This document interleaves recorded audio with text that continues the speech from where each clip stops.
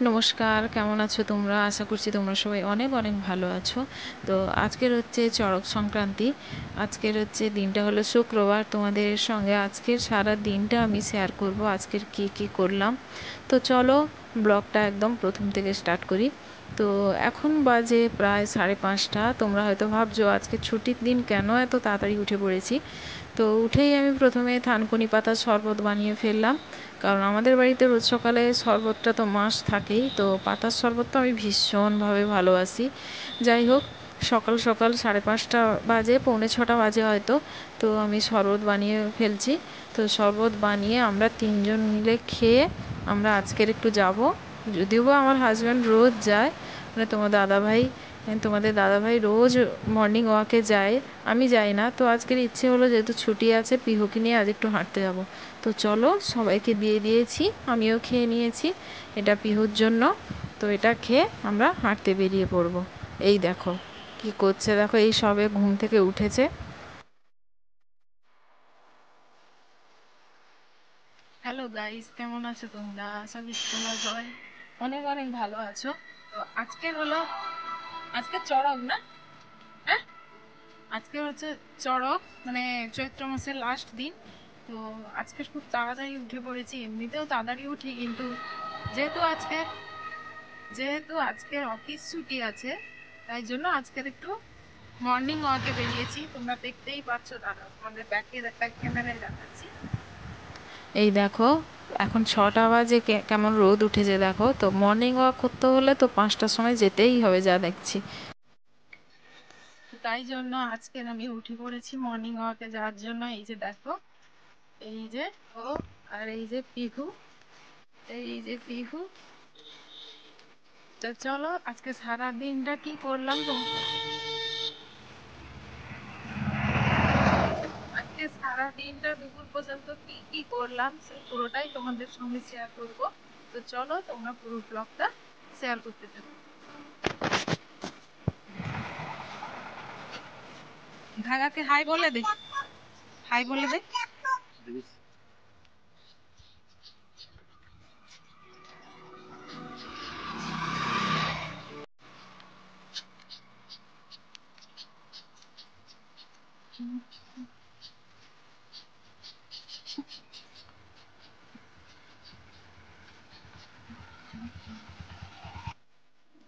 এই যে মন্দিরটা দেখতে পেয়েছো, আমরা যেখানে ভাড়ায় থাকি তার পাশে, বেশি না 1-2 মিনিট পরেই এইটা হলো বাসন্তী মন্দির। এইখানে পিহু ছদ্মবেশে সেজেছিল, তোকে এখানে পার্টিসিপেট করিয়েছিলাম। খুব বড় করে অনুষ্ঠান হয়। তো যাই হোক, আমরা তাড়াতাড়ি করে ফিরে বাড়ি যাব। আর তো যেহেতু ছুটির দিন মানে কাজ বেশি, বুঝতেই পারছো। তো তাড়াতাড়ি করে বাড়ি ফিরে তোমাদের সঙ্গে দেখা করছি।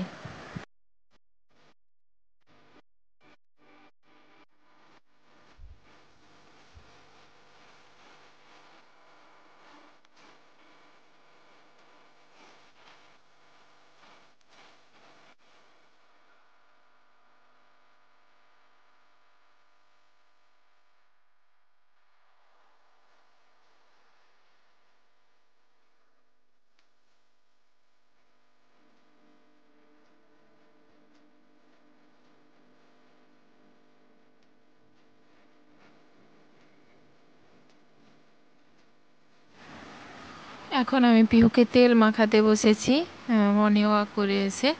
তো এই তেলটা আমি পিহুকে সপ্তাহে 2 দিন মাখাই। আর এই তেলটা আমি ইউটিউবে দেখেছিলাম যে এটা পিহুর আগে তো চুলের গ্রোথ এতটাই কম ছিল, ভীষণ পাতলা ছিল। তো এই তেলটা আজ 1 মাস ইউজ করার পরে ফল দেখতে পাচ্ছি, খুব ভালো। এই যে এটা নারকেল তেল, মেথি, কালো জিরা আর কারি পাতা দিয়ে এই তেলটা আমি বানিয়েছি। বানিয়ে সপ্তাহে 2 দিন ওকে মাখিয়ে তারপর শ্যাম্পু করে দিই।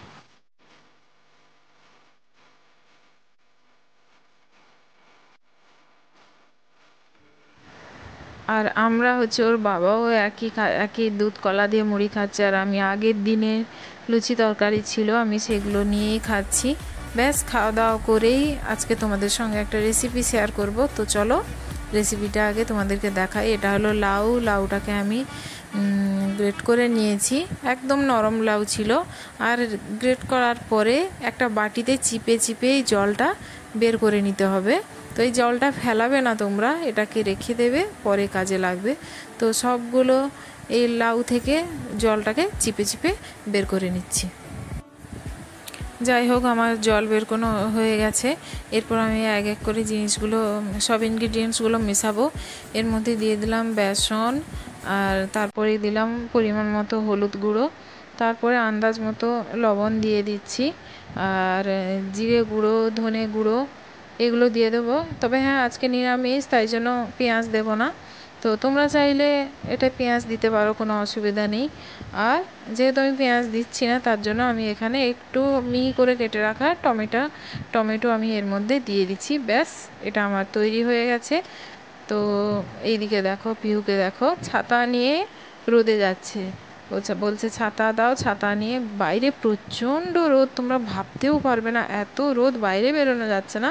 তার মধ্যে ওর বায়না, ও ছাতা নিয়ে রোদে ঘুরবে। যাই হোক, ও যা করছে করুক। যা খেলবি, যা খেলবি না, কি করবি?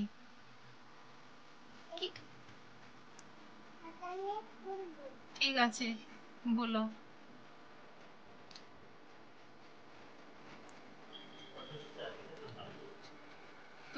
তোমাদের কি গরমের ছুটি ফুটি নেই? যাই হোক, ও তার ওর মতো খেলছে, খেলুক। আর এইদিকে বেলা 11টা হয়ে গেছে, এইদিকে আমি রান্না বসিয়ে দিয়েছি।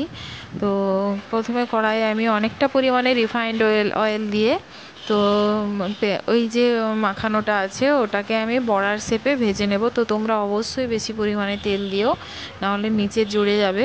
তো এইদিকে আমি ভাজছি, ওইদিকে পিহু আর পিহুর বাবা আমাকে ডাকাডাকি করছে, কারণ এত গরমে ওরা আইসক্রিম কিনে নিয়ে এসছে। ওরা বলছে যে হচ্ছে একসঙ্গে খেতে বসবে। তো এটাকে আমি ভাজতে দিয়েই যাব আইসক্রিম খেতে। তো এটা ভাজা হচ্ছে, হোক ততক্ষণে। তো ডাকছে যখন, চলো আইসক্রিমটা খেয়েই আসি।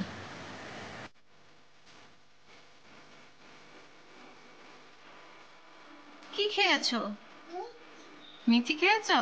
ভালো লেগেছে? আমাকে দিলে না তো? কেন দিলে না কেন? আমি মিষ্টি খেয়েছি, কখন খেলাম? আমি আইসক্রিম খাবো। আইসক্রিমটা খেতে খেতে আইসক্রিম দিকে এতটাই মন পড়ে গেছিলো, আমি পুরো গল্পে বসে গেছিলাম, মানে তোমাদেরকে কি আর বলবো। তো ওই দিকে যে রান্না হচ্ছে, আমি একেবারে পুরো বেমালুম ভুলেই গেছি একেবারে। ওদিকে একেবারে বড়া একেবারে প্রায় লেগে যেতে যেতে প্রায় অনেকটা না হলেও কিছুটা পুড়ে গেছে। তো আইসক্রিম খাওয়াটা শেষ করেই যখন একটু হালকা পোড়া গন্ধ করছিল, তো আমি ছুটে চলে গেছিলাম। যাই হোক, খুব বেশি একটা পড়েনি, অল্প লেগে গেছিলো। তো বাকি রান্নাটা শেষ করি, চলো। এই দেখো, তোমরা দেখতেই পাচ্ছ কতটা লেগে গেছিলো। যাই হোক, সবগুলো লাগেনি, 2-3টে লেগেছে, খাওয়া যাবে, কোনো অসুবিধা নেই। তো এগুলোকে আমি সবগুলোকে ভালো করে তুলে নিচ্ছি, তুলে তারপরে রেসিপিটা তোমাদেরকে বলছি। যাই হোক, এই যেটুকু তেল আছে কড়াই ভাজার পরে, ওর মধ্যে আমি আদা বাটা আর হলুদ দিয়ে দিলাম। হলুদ দিয়েছি কারণ আদা ভীষণভাবে ছেটায়। তো এরপরে দিয়ে দিচ্ছি টমেটো কুচিটা কিছুক্ষণ নেড়ে তারপর আমি ঢাকা দিয়ে দেবো। তাহলে ঢাকা দিলে কি হবে, ওই ভাপেই টমেটোটা নরম হয়ে যাবে। আর একদিকে আমি শিলের মধ্যে 4 মগজ নিয়ে নিয়েছি, এটাকে বেটে ফেলবো। তো এটাকে 4 মগজ দিলে দেখবে এটার টেস্ট আরও সুন্দর হয়। তো 4 মগজ বাটাটা আমি এর মধ্যে দিয়ে দিলাম, দিয়ে তারপর আমি কষতে থাকবো।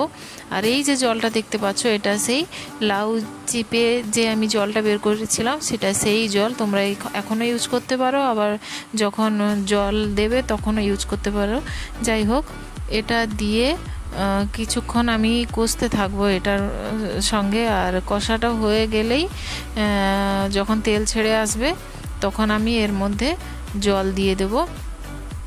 ব্যাস, জল দিয়ে ফুট উঠে এলেই আস্তে আস্তে বড়াগুলো ছেড়ে দিলেই ব্যাস রান্না কমপ্লিট হয়ে যাবে। এই দেখো, জলটা দিয়ে আমি এর মধ্যে জিরে গুঁড়ো, ধনে গুঁড়ো দিয়ে দিচ্ছি। জাস্ট একটা ফুট উঠলেই আমি বড়াগুলো ছেড়ে দিয়েছি। ছেড়ে এটা 5 মিনিটের জন্য রান্না করব। তো চলো এটা ফুটুক, ততক্ষণে কি কি প্রোডাক্ট এসছে দেখে নিই চলো। প্যাকেটটা এসছে কালকে, খুলবো করে করাই হচ্ছে না, এত গরম পড়ছে আলসেমি হয়ে যাচ্ছি পরপর। তো এটার দাম নিয়েছিল সম্ভবত 973 টাকা, মনে নেই ঠিক, দেখতে হবে। দাঁড়াও এটাকে আগে খুলে নিই। মামা আর্থের সব থেকে কোন জিনিসটা আমার ভালো লাগে জানো তো? ওদের এই প্যাকেজিংটা এত সুন্দর না, খুব ভালো লাগে। তো তোমরা তো আমাকে ভালো করেই জানো, মামা আর্থ ছাড়া আমি আর অন্য কিছু প্রোডাক্ট ইউজও করি না। সম্ভবত এই প্রোডাক্টগুলোর দাম নিয়েছে 973 টাকা, লেখাও আছে। তো এটা টোটাল প্রাইস ছিল 1100 সামথিং হবে, তো ওটা ছাড় দিয়ে তো 973 টাকা নিয়েছে। যাই হোক, চলো তোমাদেরকে একটা একটা করে প্রোডাক্টগুলো দেখাই। প্রথমে হলো সানস্ক্রিন জেল, যেহেতু যেভাবে গরম পড়েছে সানস্ক্রিন একটা না নিলেই নয়, তাই জন্য আমি রাইসের সানস্ক্রিন জেল নিয়েছি। এটা হলো SPF 50 PA 3+, triple plus for UVA and B protection B3+। তো এইটা নিয়েছি। এর পরের যে প্রোডাক্টটা সেটা হলো রাইস ওন্ডার ওয়াটার, মানে এটা আমার হেয়ার সিরাম। এবারে আমি পুরো রাইসের প্রোডাক্ট নিলাম, তো প্রথম ইউজ করছি, জানি না কেমন হবে। With rice water and keratin, তো এটা ইউজ করে দেখি, পরে তোমাদেরকে বলবো। এরপরের যে প্রোডাক্টটা হলো রাইস হেয়ার অয়েল। তো এতদিন আমি অনিয়ন হেয়ার অয়েল ইউজ করতাম, তো আমি এখন নিয়েছি rice hair oil with rice bran and coconut oil. তো এগুলো আমার প্রথম এক্সপিরিয়েন্স। তো আগেরগুলো অন্য প্রোডাক্ট ইউজ করতাম, তাই জন্য আমি ভাবলাম নতুন কিছু ইউজ করি। যাই হোক, ওইদিকে আমার রান্নাটাও হয়ে গেছে, তো চলো গিয়ে দেখি। তো 5 মিনিট হয়ে গেছে, এর মধ্যে আমি আন্দাজ মতো লবণ দিয়ে দিচ্ছি। লবণ দেওয়ার পরে, তবে হ্যাঁ, এই রান্নাটা খেতে একটু মিষ্টি মিষ্টি লাগে, তাই জন্য চিনিটা একটু বেশি পরিমাণেই দিচ্ছি। চিনি দিয়ে ঘি দিয়ে তারপরে আমি এটাকে নামিয়ে গরম ভাতের সঙ্গে তোমরা পরিবেশন করবে, দেখবে খেতে খুবই ভালো লাগবে। যাই হোক, চলো আজকের মতো ভিডিওটা আমি এখানেই শেষ করছি।